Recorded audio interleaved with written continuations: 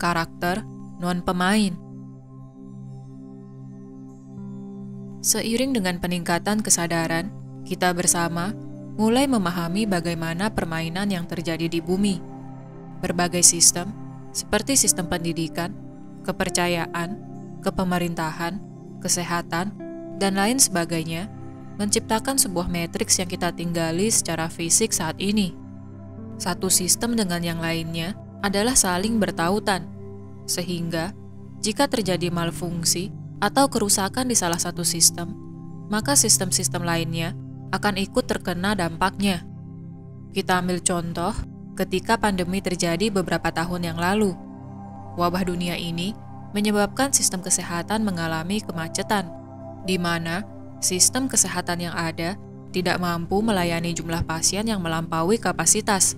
Hal ini kemudian berdampak kepada sistem lain, seperti contohnya sistem pendidikan, di mana ketika sistem kesehatan tidak mampu merawat pasien yang terkena wabah penyakit, maka akan membuat pasien maupun keluarga pasien tidak dapat mengikuti kegiatan belajar mengajar di sistem pendidikan maupun bekerja seperti biasa pada sistem industri. Ketika sistem pendidikan dan industri tidak berjalan sebagaimana mestinya, maka hal ini berdampak kepada sistem kepemerintahan, di mana perekonomian yang harusnya digerakkan oleh sistem industri serta pendidikan akhirnya lumpuh dan menyebabkan sebuah negara mengalami inflasi.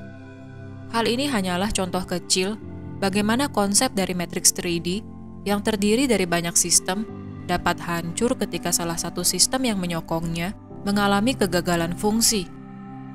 Sekarang, bayangkan bagaimana ketika kita, sebagai bagian dari sistem matriks 3D, mengalami kebangkitan spiritual dan melakukan transformasi diri secara mandiri.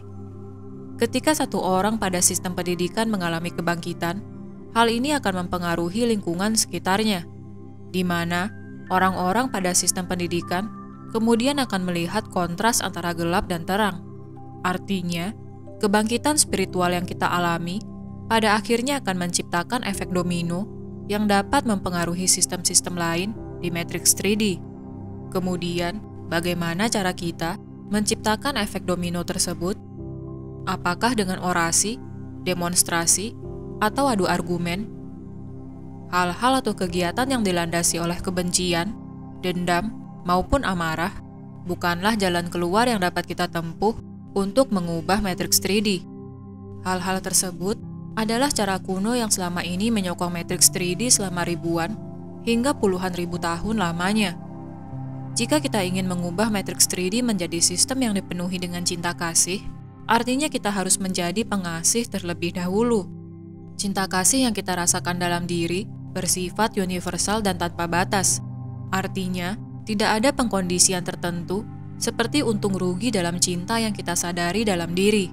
Inilah dasar dari bagaimana kita menyadari bahwa kita bukanlah karakter non-pemain. Apakah yang dimaksud dengan karakter non-pemain atau non-playable character? Istilah ini adalah label populer yang saat ini tengah dibicarakan pada komunitas spiritual dunia.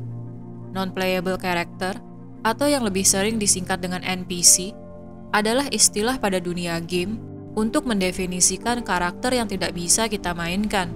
Sebagai contoh, ketika kita memilih karakter superhero pada sebuah game, maka di dunia game tersebut akan ada banyak karakter lain yang kita temui, di mana karakter-karakter tersebut bisa berperan sebagai penyembuh, tentara, pedagang, atau orang yang sedang berlalu lalang.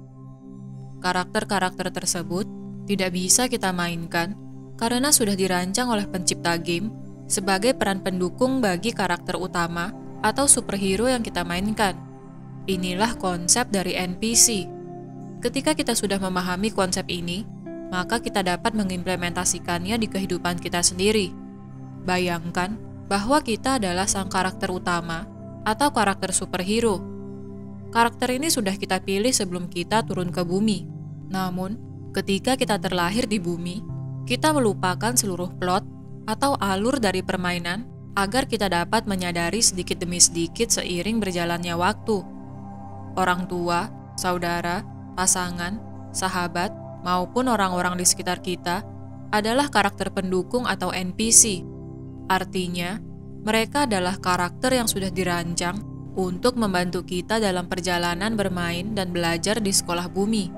Ketika kita menyadari bahwa orang lain adalah karakter non-pemain atau NPC, maka kita akan fokus kepada karakter yang kita mainkan.